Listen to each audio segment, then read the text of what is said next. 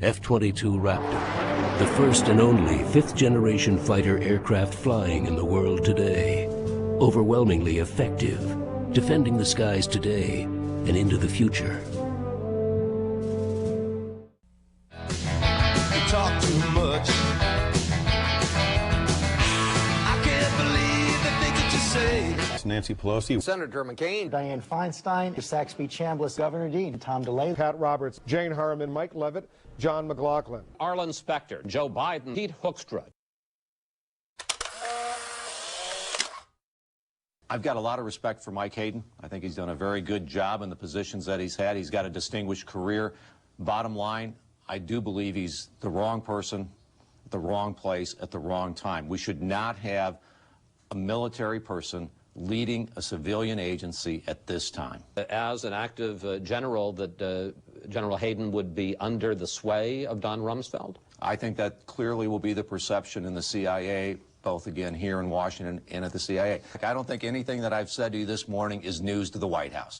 I, too, have a little bit of concern, frankly, about military personnel running the CIA. You know, don't get me wrong, I'm not in a position to say that I am for General Hayden and will vote for him, so on and so forth. I like General Hayden, but it is the President's call, and we'll get into that in the confirmation hearings. If the Senate has a mind to assert its constitutional prerogatives here, then we could use this for leverage to find out. And I think people do want to know what's going on to protect civil liberty. Well, I'm not going to draw any lines in the sand until I see how the facts evolve. I have serious concerns about General Hayden. First of all, he's too closely tied to this question of domestic surveillance, which should be looked into, but not in the course of a confirmation hearing. There are a couple of things. Our 1906 authorization bill provided that a civilian should run the CIA. Now, that bill has not passed, so that is not the law, but that is clearly the thinking. Why is that? My second concern is the domestic surveillance program. But there are certain strikes against him. One is his military background. I agree with Pete Hoekstra about that. Well, in all due respect to my colleagues, and I obviously respect their views, General Hayden is really more of an intelligence person than he is an Air Force officer. That there have been other former military people who have been directors of the CIA. It will be very important, though, that he have a deputy who is a civilian.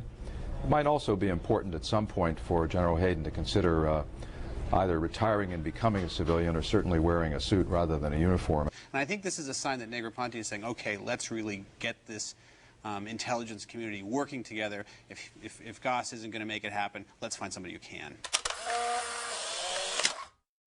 So, wait a minute. So there'll be no increase in spending if the Democrats take control of Congress? No deficit spending. I pledge that to you. No deficit spending. Pay as you go. Will a Democratic Congress ban all contributions from lobbyists? We could do that. You will? We could do that. What I told them is we will have an investigation of energy prices. We will have an investigation of energy. How about of the war? That would be, I said we'd have hearings on the war. We'd have hearings on the war. But I don't see us going to a place of impeachment. Is impeachment off the table? Well, you never know where the facts take you. I'm sure there are going to be investigations because we're going to stop the culture of corruption. But we've got some big things on our plate, and we're going to need to deal with those before anybody starts talking about impeachment. If Congressman Jefferson is indicted, as many expect, you believe he should resign his seat? Yes. No question. Yeah. Well, that is a straightforward answer, Governor Dean. Gay marriage, stem cell research, judicial activism, abortion, all are in the Judiciary Committee. John Conyers will be the chairman of the Judiciary Committee if the Democrats take over. John Conyers is to the left of your next guest, Howard Dean. When are you going to decide whether or not to seek the Republican nomination for president? Next year, right here on Face the Nation. All right. Well, we'll be waiting for that, trying to cozy up to Jerry Falwell because he's still a force on the right side of the Republican Party. I think people are entitled to their views. I try to do the right thing. It's part of political life, and I understand it. So the question is, how do you hold this country together? And it seems to me you got to give each of these groups some breathing room in terms of their local autonomy, with the central government controlling all the revenue and controlling all the foreign policy and controlling the borders.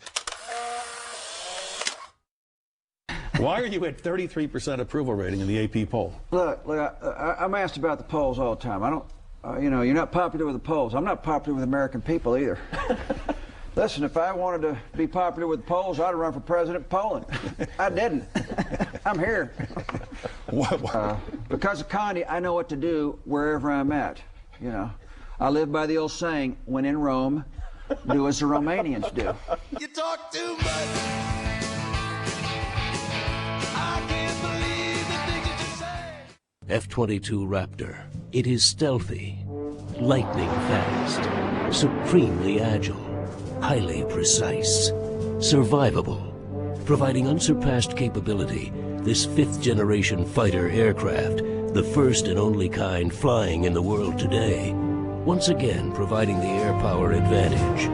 F-22 Raptor, overwhelmingly effective, defending the skies today and into the future.